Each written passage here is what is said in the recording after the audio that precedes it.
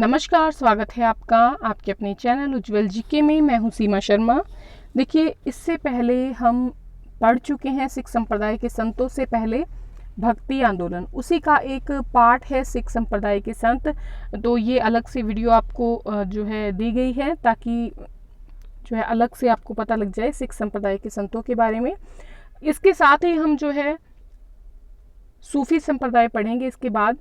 तो अगर आप ये वीडियो देखना चाहते हैं तो प्लेलिस्ट में जाकर देख सकते हैं। अगर आप उज्जवल जी के चैनल पर नए हैं तो प्लीज़ चैनल को सब्सक्राइब कर लें, पास के बेल आइकन को प्रेस कर लें ताकि नई वीडियो की नोटिफिकेशन आपको समय रहते प्राप्त होती रहे। और अगर आपको वीडियो पसंद आती है तो लाइक, कमेंट और शेयर करना न भूलें। तो चलिए पढ़ना शुरू करते हैं। पहला प्रश्न, सिख संप्रदाय के प्रथम गुरु व संस्थापक थे। तो देखिए, सिख संप्रदाय के प्रथम गुरु व संस्थापक थे आपके गुरु नानक देव जी, और इनका जो जन्म हुआ था 15 अप्रैल 1469 को हुआ था।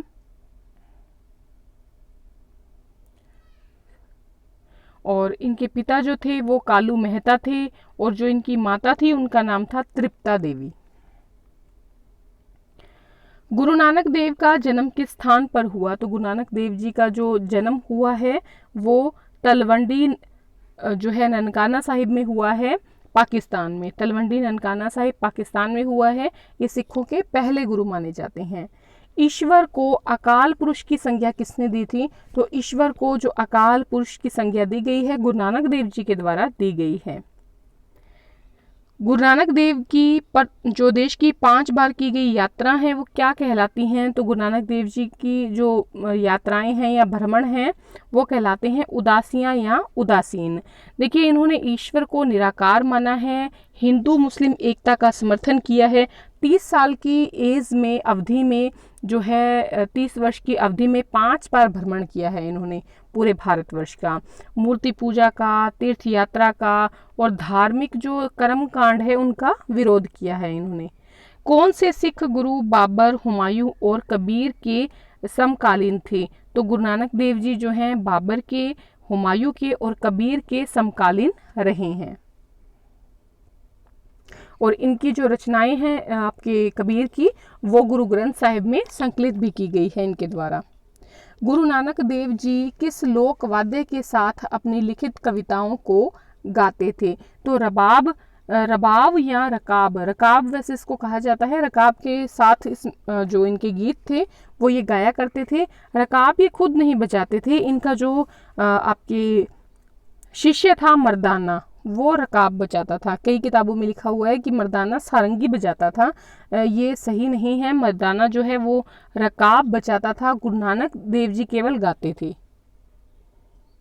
गुरु नानक देव जी की मृत्यु कहाँ हुई है? तो इनकी मृत्यु हुई है करतारपुर, पाकिस्तान में 22 सितंबर 1539 ईस्वी में।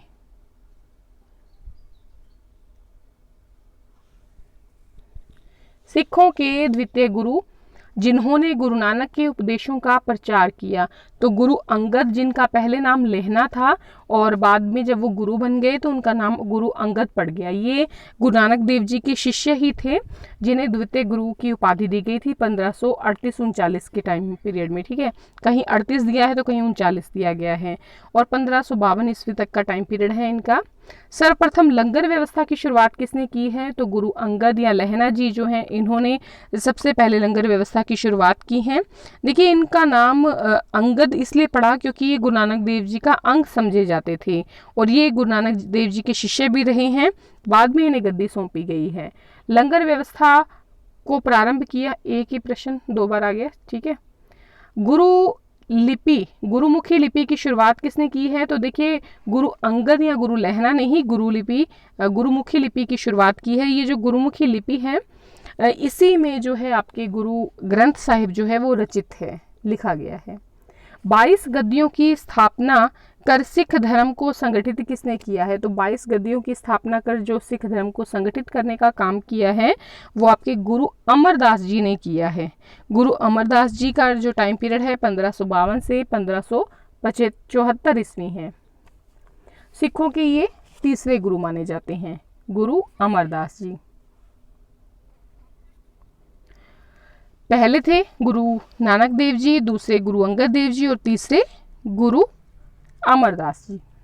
सिखों की विवाह पद्धति लावा पद्धति या लवण पद्धति जो है उसकी शुरुआत किसने की है? तो गुरु अमरदास जी ने की है।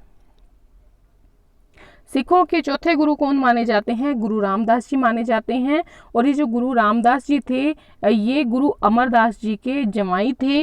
गुरु अमरदास की पुत्री बीबी भाणी का विवाह जो है इनके साथ हुआ था। बीबी भाणी का विवाह जो है गुरु रामदास जी के साथ हुआ था, जो कि अमरदास की बेटी थी। अकबर द्वारा प्रदत्त 500 बीघा जो जमीन है उस पर अमृतसर नगर की स्थापना किस गुरु ने की थी? तो गुरु रामदास जी जो हैं इन्होंने ये अकबर के द्वारा दी गई जमीन पर अमृतसर नगर की स्थापना की थी। 1577 ईस्वी में जो है इसकी स्थापना हुई है अमृतसर नगर की। आदि ग्रंथ गुरु ग्रंथ साहिब का संकलन किसने किया है? तो ये 5वें गुरु थे गुरु अर्जुन देव जी। इन्होंने स्वर्ण मंदिर या हरि मंदिर साहिब जो है उसकी स्थापना की है, अमृतसर में करवाई है। किस गुरु ने स्वर्ण मंदिर की स्थापना अमृतसर में करवाई? तो 5वें गुरु गुरु अर्जुन देव जी ने, और इन्होंने ही आदि ग्रंथ गुरु ग्रंथ साहिब का संकलन भी करवाया था।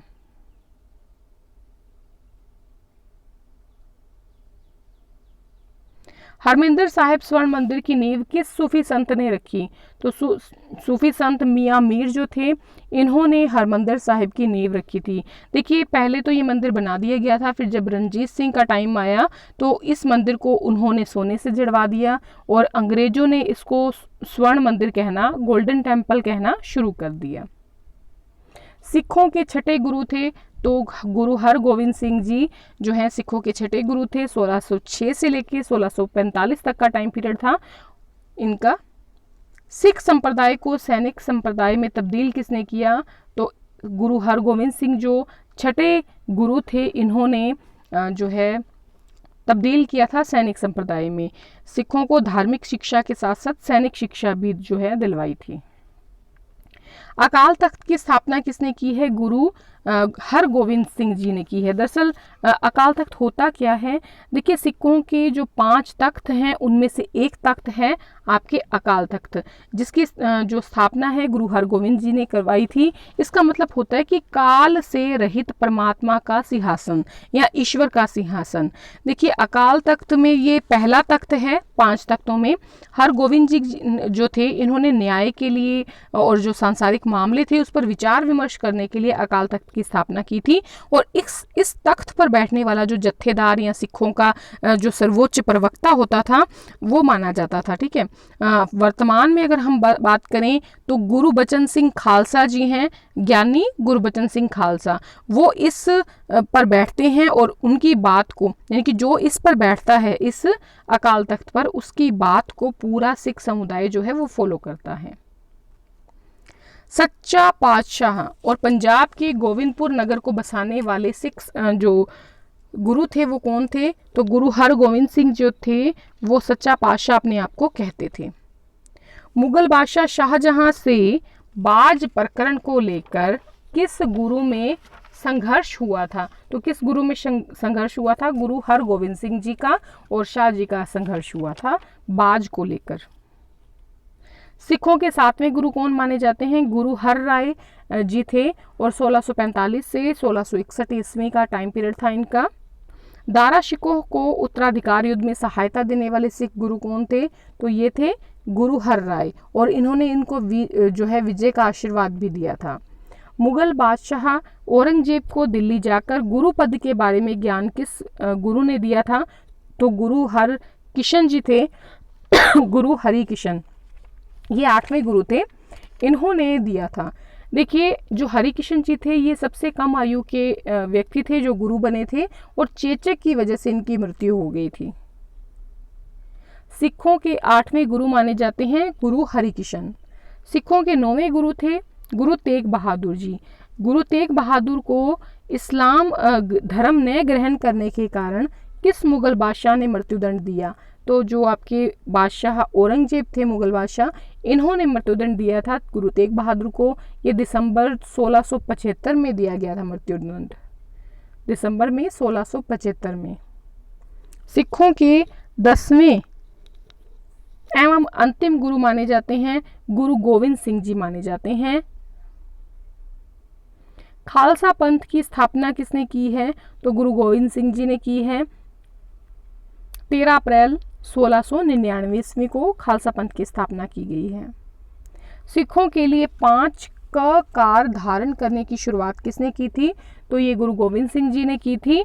देखिए, केश यानी कि बाल, कंघा और कड़ा जो हाथ में पहना जाता है, कृपाण जो धारण की जाती है तलवार की तरह, और कच्छा, ये 5 जो हैं ककार धारण करने की शुरुआत गुरु गोविंद सिंह जी ने की थी हर सिख के लिए।